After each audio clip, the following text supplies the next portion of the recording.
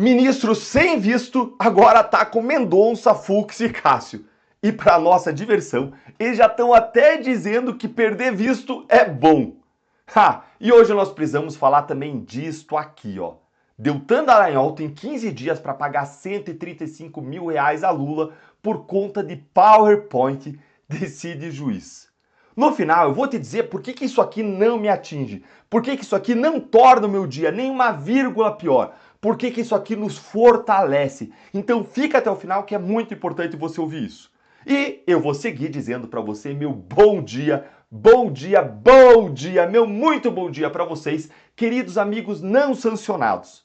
Olha, além de eu te desejar um bom dia, eu vou ter que orar para Deus mais ainda pedindo proteção para mim, para você, para os ministros André Mendonça, Luiz Fux, Nunes Marques, porque a inveja tá comendo solta lá no STF e a gente sabe muito bem como muito invejoso por aí busca a desgraça daquelas pessoas que eles invejam. Nesse nosso encontro com justiça eu vou te mostrar duas coisas.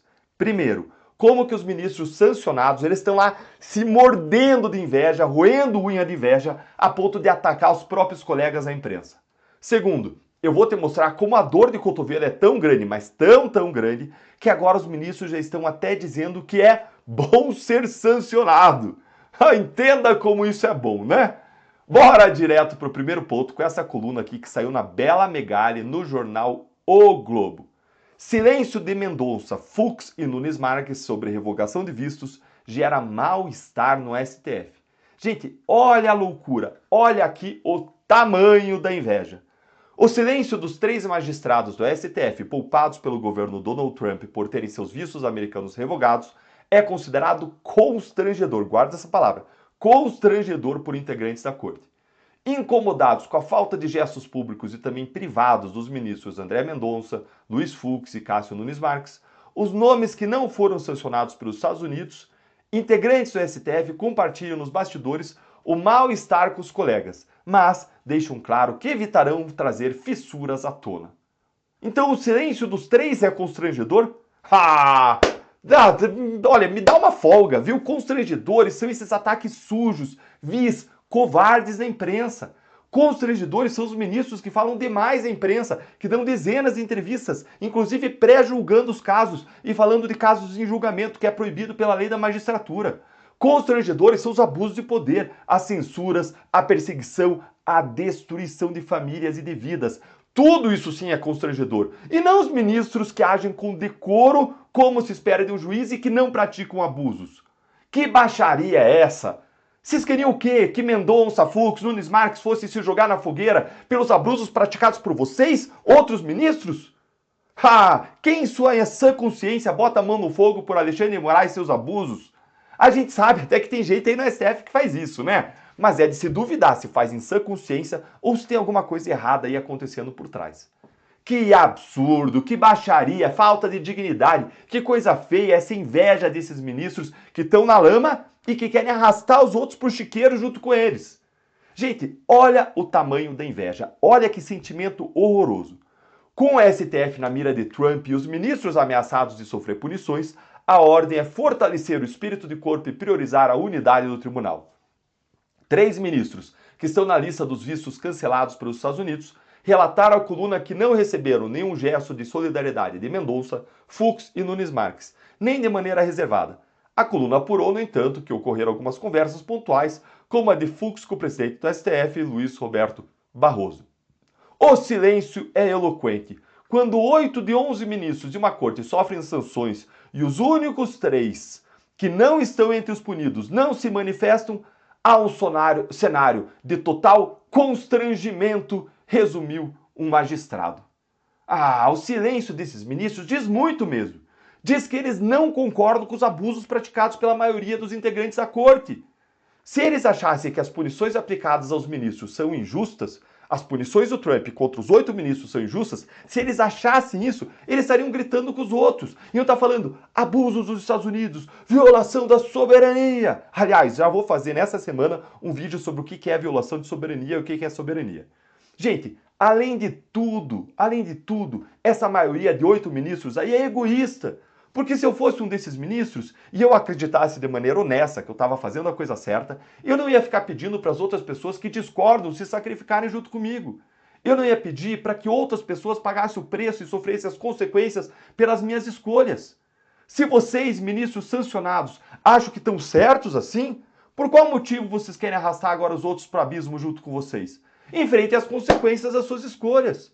E agora bora para o segundo ponto, que eu vou mostrar para vocês algo inacreditável. Os ministros do Supremo estão delirando tanto, enlouquecendo tanto com as punições, que eles já passaram a dizer que ter visto americano revogado é bom. Olha isso aqui, é mais um episódio da série Entenda Como Isso é Bom. Outro ministro afirmou à coluna que hoje o STF está sendo punido por defender a soberania do judiciário e do próprio país. Ele disse que é desmoralizante estar fora do grupo de magistrados que tiveram os vistos revogados. Boa sorte para você aí, ministro, que teve o visto revogado. Cada um vai ter o seu papel gravado na história. O foco agora é manter a unidade, afirmou outro integrante do STF. Você está achando que foi só isso, é? Não, não, gente. Eles correram para a revista Veja para dizer a mesma coisa. Olha aí o que eles disseram na Veja. Tem horas que até é melhor estar na lista de vistos anulados. Entenda como isso é bom. Rebateu o ministro do tribunal, também em tom ameno, depois de apenas Luiz Fux, André Mendonça e Nunes Marques não terem sido afetados. Gente, não tem outro jeito melhor de terminar e concluir essa análise do que com este meme aqui. Olha aí, ó. Entenda como isso é bom. É ou não é? Gostou? Vai, cola aí no comentário, deixa sua curtida para nossa voz chegar mais longe. Mas para fechar, como eu prometi, eu quero voltar com vocês para isso aqui. Vamos sair agora do assunto da comédia, dos ministros, nossos palhaços que fazem comédia, e vamos voltar agora para o assunto sério. Olha aí, ó. Deltan Dallagnol tem 15 dias para pagar 135 mil reais a Lula por conta do PowerPoint. Tem um erro importante aqui nessa notícia. Eu não fui condenado por um juiz, não. Pelo juiz técnico concursado, eu fui absolvido. Aí pelo Tribunal de Apelação, que é técnico, eu fui absolvido. Esses foram os julgamentos feitos por juízes concursados. Aí o caso foi pro STJ. Me lembra aqueles criminosos de colarinho branco que vai o caso para STF e fala foi para STF, foi para STF. Mas se você é sério e vai o teu caso para lá, aí você tem que ficar com medo. Se você não é aliado dos políticos corruptos e o teu caso vai para Brasília, aí você tem que ficar com medo. O meu caso foi para o STJ, um tribunal político. Meus advogados disseram que era impossível ser condenado no STJ porque o STJ teria que ir contra todos os precedentes anteriores do próprio tribunal, que não pode rever fato e prova, que o próprio tribunal já tinha decidido, inclusive o Supremo tinha decidido em precedente vinculante que uma ação contra essa nunca ia ser contra mim, pessoa física, mas só contra a União e eu jamais seria processado. Ou seja, meus advogados me deixaram tranquilo. Mas aí adivinha o que aconteceu? O tribunal político me condenou.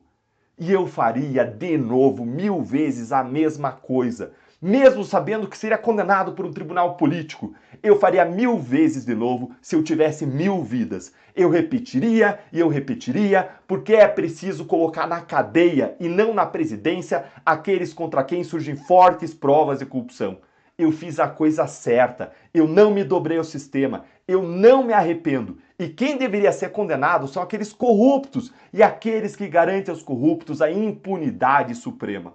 Agora, se você está preocupado comigo, eu quero agradecer você demais, de todo o coração. Mas eu quero dizer para você ficar tranquilo, porque mais de 12 mil brasileiros não me deixaram sozinho e protegeram a minha família de pagar o preço de lutar por justiça, num país em que os corruptos mandam.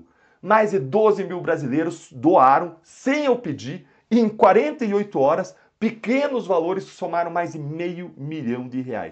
Isso mostra que nunca foi um trabalho individual, sempre fomos nós, em conjunto. Vocês são um milagre de Deus na minha vida. Vocês me fortalecem, vocês me inspiram a lutar ainda mais pelo nosso país. Todo o valor excedente ao valor da indenização vai ser doado a hospitais filantrópicos que tratam de crianças com câncer e com transtorno do espectro autista e eu vou prestar contas de todo o valor. Dessa forma, o que nasceu como uma injustiça vai ser transformado em um bem. Essa injustiça vai virar o bem. A tentativa de vingança de Lula vai ser revertida em solidariedade. Nós vamos juntos concretizar o que Paulo disse na sua carta aos Romanos. Não se deixem vencer pelo mal, mas vençam o mal com o bem. Guarda isso aí no seu coração. Não se deixe vencer pelo mal, mas vençam o mal com o bem. E se você quer apoiar o nosso trabalho, se inscreve no canal, se torne membro se você puder e vem comigo sempre aqui curtindo, compartilhando para voz a nossa indignação conjunta contra a injustiça chegar cada vez mais alto, cada vez mais longe e um dia, o bem vencerá o mal no Brasil.